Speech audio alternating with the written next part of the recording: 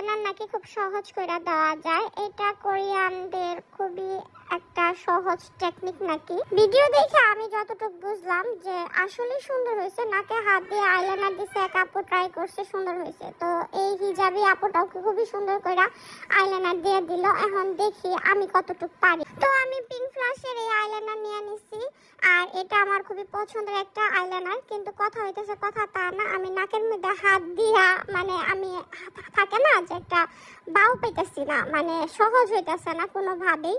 আমি আইলাইনারটা ধরতে পারতাছি না, নাকে হাত দিয়ে আইলাইনার দেওয়ার যে টেকনিকটা এটা আমি ধরতে পারতাছি না, কোনোভাবে হইতেছে না। তো যাই হোক, খুবই কষ্ট করে লাইন টানলাম, কিন্তু বিশ্বাস করো এই যেই লাইন হয়েছে এই লাইনের থেকে নর্মালি আমি অনেক সুন্দর করে দিতে পারি।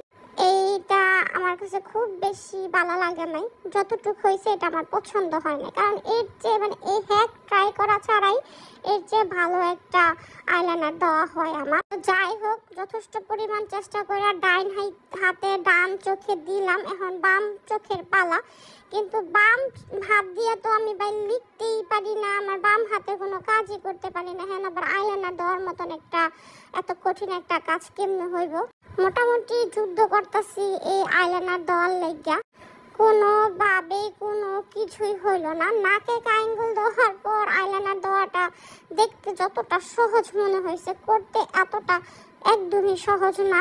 তোমরা চাইলে এই টেকনিক ফলো করে আইলাইনার দিতে পারো যদি তোমরা পারো। যদি পারো তাইলে অবশ্যই আইলাইনার দিয়ে আমরা কমেন্ট করে জানাইবা যে তোমরা পারছো এবং সুন্দর হয়েছে। আমি তো পারলাম না, হইল না, সময় নষ্ট হইল।